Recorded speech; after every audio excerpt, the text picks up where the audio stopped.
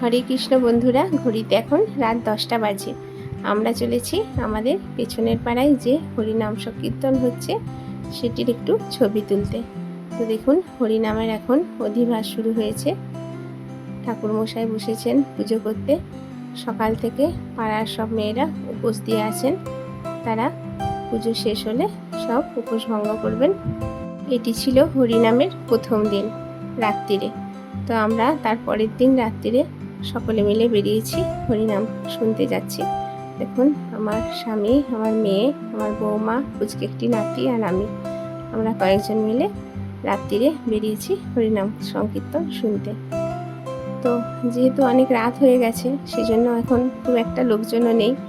আমাদের বাড়ির পেছন দিকেই হচ্ছে এই নাম সংকীর্তনটি। 3 দিন ব্যাপী চলবে। তো আমরা যাচ্ছি এটা দ্বিতীয় দিনে। দেখুন, রাস্তায় ছোট ছোট গেটের মতো তৈরি করেছে এক সাইডে, আর এদিকে গেটটাও খুব সুন্দর করেছে, আলো দিয়ে সাজিয়েছে, বেশ সুন্দর দেখাচ্ছে। আর রাইস আলোগুলো দিয়ে সাজিয়েছে, বেশ দারুণ লাগছে জায়গাটি। একটা দল নেমে আরেকটি দল উঠেছে, তারই একটু নাম সংকীর্তন আমি তুললাম, আপনারা শ্রবণ করুন।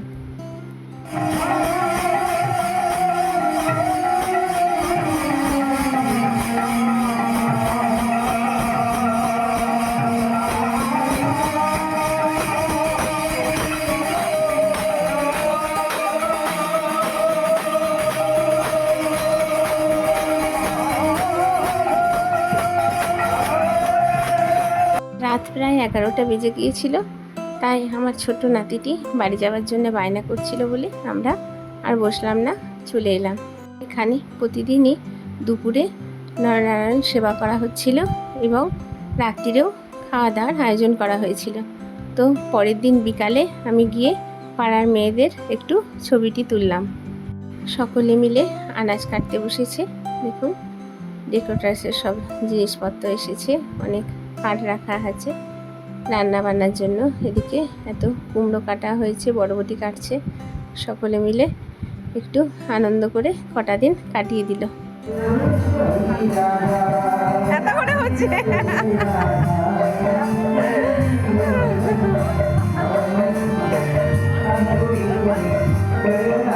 মঞ্চে 2টি নিতাই গৌড়ের মূর্তি বসানো হয়েছে, আর ভেতরে আছে পঞ্চতত্ত্ব।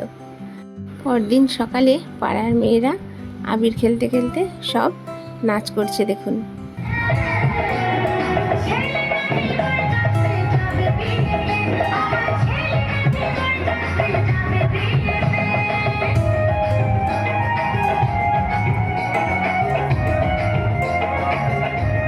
আমার নাতির মানসিক ছিল, সেজন্য হরিলোট করার জন্য বাতাসা নিয়ে গিয়ে আমার বৌমা পুজো দিল। তারপরে ঠাকুরমশাই পুজো করে দিলেন। এরপরে ও বাতাসাগুলি সকলের মধ্যে ছড়িয়ে দিয়ে তারপরে আমরা বাড়ির পথে রওনা হলাম। তো বন্ধুরা, আমি আমার ছোট্ট ভিডিও এখানেই শেষ করছি। সকলে ভালো থাকবেন, সুস্থ থাকবেন, সাবধানে থাকবেন। আর যদি ভিডিওটি একটু ভালো লেগে থাকে, একটু লাইক করে দেবেন। আবারও বলছি, সকলে ভালো থাকবেন, সুস্থ থাকবেন, সাবধানে থাকবেন। আর দেখা হচ্ছে আরও অন্য কোনো সময়, অন্য কোনো ভিডিওয়। নমস্কার।